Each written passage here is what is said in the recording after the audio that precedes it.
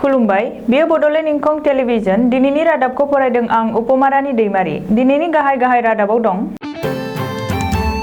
जेब्लासिम बिटिसि बिसायख'थि खुङा अब्लासिम सुबुंखान्थि दाराजों सोमावसारगोन बुंदों हाग्रामा महिलारि। बिटिसि बिसायख'थिनि सिगांनो बिटिआरनिफ्राय बर' नङै गामिफोरखौ दानख'नो दाबि दैखांदों कच राजबंशी युब छात्र सन्मिलना। बावखुंग्रि आरो बनरगाव बियाबनि इउपिपिएल दोलोनि बिजाथिफोरा देरहागोना रोखा। 15 नबेम्बरनि गेजेरावनो आसाम पुलिसनि एसआइनि लिरनाय आनजादखौ खुंनो गिबि मन्थ्रिनि बिथोन। दानिया आबुं रादाब। बिसायख'थि आय'गा जेब्लासिम बिटिसि बिसायख'थिनि खालारखौ फोसावा अब्लासिम गुबुन गुबुन सुबुंखान्थि दाराजों गोख्रों सोमावसारगोन होननानै रोखा बुंथिदों बिटिसिनि बारग' गाहाय आरो बिपिएफनि आफादगिरि हाग्रामा महिलारिया। क'क्राझाराव दिनै लाइमोन बिपिएफ आरो बड'लेण्ड फरायसा आफादनि बानजायनायाव हानजा सुरनाय आरो दिन्थिफुंनाय हाबाफारियाव बाहागो लानानै खौरांगिरिनि सिगाङाव हाग्रामा महिलारिया बुंदों दि बिसायख'थि आय'गा जेब्लासिम बिटिसि बिसायख'थिनि खालारखौ फोसावा आरो बिसायख'थिखौ खुंनो थाम-थिम खालामा अब्लासिमहालागै बिपिएफ दोलोआ गुबुन गुबुन सुबुंखान्थि दाराजों गोख्रैयै सोमावसारलांबाय थागोन। बबेखानि बिटिआर गोरोबथाखौ लानानै प्रमद बर'आ नायजाब सुजुदों होननानैबो हाग्रामा महिलारिया प्रमद बर'नि सायाव गोख्रों अजद होदों आरो बिपिएफ दोलोआ जेबो फावथिना खालामाखै होननानै दाबि दैखांदों। फैबाय थानाय बिटिसि बिसायख'थिनि सिगांनो 50 जौखोन्दोनि बांसिन अबर' थानाय गामिफोरखौ दानख'नो दाबि दैखांदों कच राजबंशी युब छात्र सन्मिलना। मोनसे खौरांगिरि मेल खुंनानै बिटिसि बिसायख'थिनि सिगांनो बिटिआरनिफ्राय अबर' गामिफोरखौ दानख'नो दाबि दैखांदों कच राजबंशी युब छात्र सन्मिलननि आफादगिरि त्रैलोक्य रायआ। बेजों लोगोसेनो बिटिआरनिफ्राय गामि दानख'नाय आरो सोदेरनायनि थाखाय मिरु नखर मन्त्रालयनि बिथोन बायदियै आसाम सोरखारा दानानै होनाय गोजौ थाखोनि कमिसनाव कमतापुर अट'नमास काउन्सिल ओनसोलनिफ्रायनो सासे सोद्रोमा सोसनफानांगौ होननानै त्रैलोक्य रायआ दाबि दैखांदों। बबेखानि आसाम एसेम्ब्लियाव कमतापुर अट'नमास काउन्सिलनि बिलआ पास जानानै थानायलाय आरो बिटिआरजों केएसिआ सिमनासे जानायखाय केएसि ओनसोलनिफ्रायनो सासे सोद्रोमाखौ बे कमिसनाव थिसनजानो लुबैनायखौ कच राजबंशी युब छात्र सन्मिलना फोरमायदों।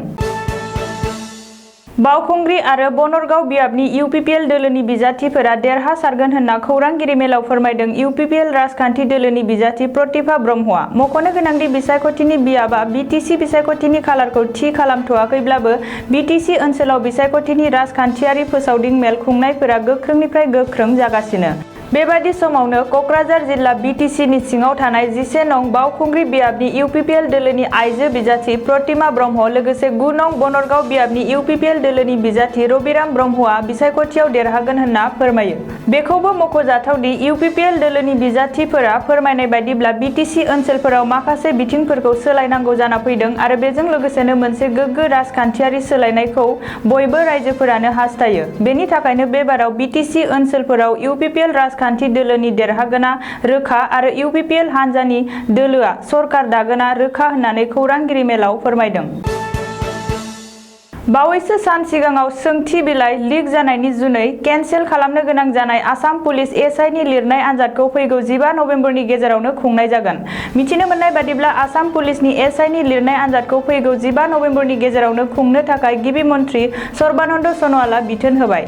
बबेखानि धुबुरीयाव बानजायनाय मोनसे हाबाफारियाव बाहागो लानानै गिबि मन्थ्रिया बुंदों दि सिगांनि मोनसेबो सोरखारा दानि बिजेपि दैदेननाय सोरखार बादि जाथाय जानाय लोगो लोगोनो नायबिजिरनो फोसावनो साहस खालामाखैमोन। बबेखानि आसाम पुलिसनि एसआइनि लिरनाय आनजादनि कुइज पेपार लिक खालामनाय जाथायजों लोब्बा थानाय सासेबो दायनिगिरिफोरा गोरलैयैनो बारग'लांनाय नङा होननानैबो गिबि मन्थ्रिया फोसावदों। मख'नो गोनांदि एपिएससि लुथिनाय जाथायनि उनाव रायजोनाङै सोमावग्लुंनाय आसाम पुलिसनि एसआइनि लुथिनाय जाथायजों लोब्बा थानाय गोबांसा सोद्रोमाखौनो सिआइडिआ एरेस्ट खालामबाय। नाथाय बे जाथायनि गाहाय दायनिगिरि बिजेपि दैदेनगिरि दिबन डेका आरो बारग' डिआइजि पिके दत्तमोनखौ दासिमबो हमनो हानाय जायाखै। बेखौबो मख'नो गोनांदि दिबन डेका आरो पिके दत्तमोननि थाखाय आसाम पुलिसआ 1 लाख रां बान्था फोसावदों आरो बिसोरनि बागै खौरां हरनो आसाम पुलिसआ खावलायदों। ओरैहाय बे जाथायखौ सिआइडिनो गथायनो आरो सिबिआइनि जोहै आसाम पुलिसनि एसआइ रिक्रुटमेन्टआव लुथिनाय जाथायखौ नायबिजिरनो होनांगौ होननानै कलियाबरनि एमपि गौरब गगैआ बुंदों। दानिया बोथोरनि खौरां। गाबोन बुधबार खालिनि बड'लेण्डनि बोथोर। भारतनि बोथोर बिगियानख'नि सुलुं बादियै गाबोन बुधबार 30 सेप्तेम्बर खालि बड'लेण्ड हालामनि अख्राङाव दोमैलुनायजों लोगोसे एसे बिबांनि अखा हानाय आरो सान्दुंबो दुंनो हागौ। बड'लेण्डनि आवथायाव थानाय मोनब्रै जिल्लानि बोथोरनि गाबोननि सुलुंफोरा जाबाय फारियै क'क्राझार जिल्ला। गाबोन क'क्राझार जिल्लायाव बोथोरा 33 डिग्री सेलसियास जागोन। फुंबिलि समाव अखा दोमैनाय आरो अखा हानाय लोगोसे सान्दुं दुंनायनिबो जाथावना दं। सानजौफु समाव अखा दोमैनायजों लोगोसे सान्दुं दुंनाय आरो बोथोरा एसे गुदुं जानो हागौ। थिग बेबादिनो हरनि समावबो अखा दोमैनायजों लोगोसे एसे बिबांनि अखा हानायनिबो जाथावना दं। चिरां जिल्ला गाबोन चिरां जिल्लायाव बोथोरा 33 डिग्री सेलसियास जागोन। फुंबिलि समाव अखा दोमैनाय, एसे बिबांनि अखा हानाय आरो सान्दुं दुंनायनिबो जाथावना दं। सानजौफु समाव अखा दोमैनायजों लोगोसे एसे बिबांनि सान्दुं दुंनो हागौ। थिग बेबायदिनो हरनि समावबो अखा दोमैनायजों लोगोसे एसे बिबांनि अखा हानो हागौ।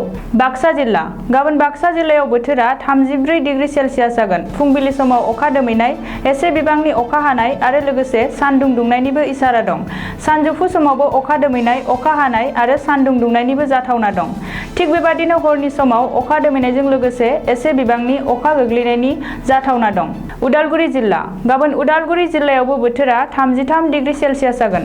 फुंबिलि समाव अखा दोमैनाय, एसे बिबांनि अखा हानाय आरो सान्दुं दुंनायनिबो इसारा दं। सानजौफु समावबो अखा दोमैनाय, अखा हानाय आरो सान्दुंबो दुंनो हागौ। थिग बेबादिनो हरनि समावबो अखा दोमैनायजों लोगोसे एसे बिबांनि अखा हानायनि जाथावना। दिनैनि रादाबा एसेनोसै। गोजोन्थों।